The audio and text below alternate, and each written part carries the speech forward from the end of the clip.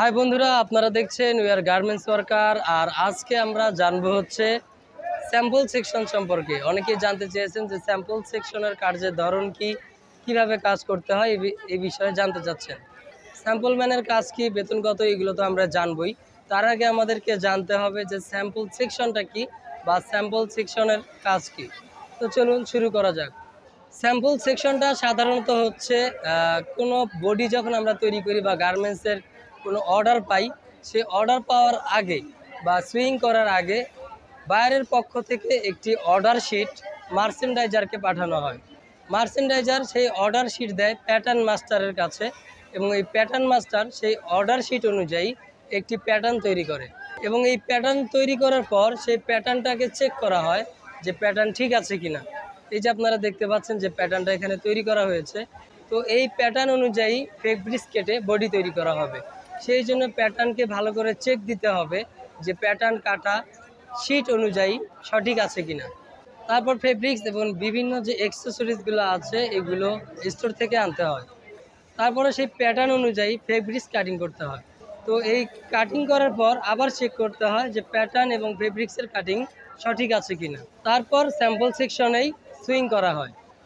তো এরপর আমরা আসল টপিকে আসছি যে স্যাম্পল ম্যানের কাজ কি। তো স্যাম্পল ম্যানের কাজ বলতে গেলে স্যাম্পল ম্যান দুই ধরনের থেকে থাকে। এক ধরনের স্যাম্পল ম্যান হচ্ছে যে সব মেশিন চালাতে পারে, যেমন lock, overlock, plain machine, hole button সহ যত ধরনের মেশিন আছে এই স্যাম্পল ম্যানরা মূলত সব মেশিন চালাতে পারে।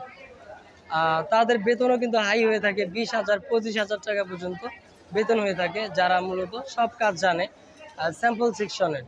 তো আরেক ধরনের স্যাম্পল ম্যান আছে যারা মাত্র একটি মেশিনের কাজ জানে, যেমন lock, overlock, plain machine, hole button, স্যালাপ বাটন বা আরও যে ধরনের মেশিনগুলো আছে শুধুমাত্র একটি মেশিনের তারা কাজ জানে, এবং এই এক মেশিনের আবার সকল প্রসেসের কাজ তাদেরকে জানতে হবে। যদি আপনি স্যাম্পল ম্যান হতে চান সেক্ষেত্রে আপনাকে একটি মেশিন যদি আপনি চালাতে পারেন, যেমন আপনি যদি ওভারলক মেশিন চালাতে পারেন, তাহলে শোল্ডার থেকে শুরু করে গলা, তারপর স্লিপ জয়েন্ট, সাইড স্লিংয়ের কাজ, যেটা আছে সাইটের ওভারলকের কাজ, এগুলো সব আপনাদেরকে জানতে হবে। আর যারা সাধারণত ওভারলক মেশিন চালাতে পারেন, সব প্রসেস জানেন, তারা স্যাম্পল সেকশনে সহজেই কাজ করতে পারবেন। কারণ হচ্ছে স্যাম্পলে কোনো প্রোডাকশন থাকে না, ওখানে একদম ধরে ধরে আস্তে আস্তে কাজ করতে হয়। ঘন্টায় এক পিস মাল কমপ্লিট করা যেতে পারে, এইভাবে স্যাম্পল ম্যানের কাজ করতে হয়। তো সেক্ষেত্রে আপনি যদি স্যাম্পল ম্যানের কাজ করেন অতি সহজেই কিন্তু আপনি স্যাম্পল ম্যান হয়ে যেতে পারবেন, যদি সকল প্রসেসের কাজ করতে পারেন। তো আপনি যদি লক মেশিনের কাজ জানেন বা অন্যান্য মেশিনের কাজ জেনে থাকেন, সেক্ষেত্রেও আপনাকে সব প্রসেসের কাজেই জানতে হবে। তো এটাই মূলত স্যাম্পল সেকশনের কাজ। যেমন প্রথমের দিকে যে কাজগুলো আমি বললাম, প্যাটার্ন তৈরি করা, এই প্যাটার্ন তৈরি করার জন্য প্যাটার্ন মাস্টারের দরকার হয়ে থাকে। তো আপনি যদি প্যাটার্নের কাজ জেনে থাকেন সেক্ষেত্রে প্যাটার্ন মাস্টার হিসেবে স্যাম্পলে যোগ দিতে পারেন। তারপর প্যাটার্নটাকে চেক দিতে হবে। কোয়ালিটি কন্ট্রোলার হিসাবে যোগ দিতে চান সেক্ষেত্রে আপনি স্যাম্পলেও কোয়ালিটি কন্ট্রোলারের হিসাবে যোগ দিতে পারেন। তারপর যদি আপনি স্যাম্পলে যে বডিগুলো কাটিং করতে হয়, যদি আপনার কাটিংয়ের কাজ জেনে থাকেন সেক্ষেত্রে আপনি কাটিং ম্যান হিসাবে স্যাম্পলে যোগদান করতে পারেন। অবশ্যই অন্যান্য কাটিংয়ের যে বেতন থাকে তার চাইতে বেতন বেশি থাকবে। এই বিষয়ে আপনি বিভিন্ন স্যাম্পলে যোগাযোগ করতে পারেন। বিভিন্ন স্যাম্পল বা বিভিন্ন কোম্পানিতে বিভিন্ন ধরনের বেতন দেওয়া হয়ে থাকে, এক এক জায়গায় এক এক ধরনের স্যালারি হয়ে থাকে।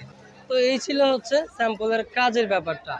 তারপর আমরা যখন একটা স্যাম্পল তৈরি করে ফেলবো, যদি বাইরের রিকোয়ারমেন্ট থাকে যে আপনাকে এটা ওয়াশ করতে হবে, তাহলে আবার ওয়াশে পাঠিয়ে দিতে হবে। ওয়াশ থেকে আসার পর এটাকে আবার চেক করা হবে যে ওয়াশের পর মেজারমেন্ট ঠিক আছে কিনা। তো যদি ঠিক থাকে তাহলে এটাকে আয়রন করতে হবে। আয়রন করে কমপ্লিট করে তারপর আবারও বাইরের কাছে এটাকে পাঠিয়ে দিতে হবে। বাইরে যদি এটাকে অ্যাপ্রুভ করে বা অ্যাপ্রুভমেন্টের জন্যই পাঠিয়ে দিতে হবে।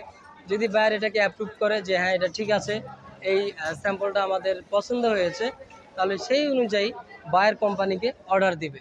স্যাম্পলের কাজ মূলত বাইরের কাছ থেকে অর্ডার শিট নিয়ে স্যাম্পল তৈরি করা এবং সেই অনুযায়ী স্যাম্পল বাইরের কাছে পাঠানো, এবং বায়ার যদি অ্যাপ্রুভ করে তাহলে পরে সেটাকে সুইং করা হবে।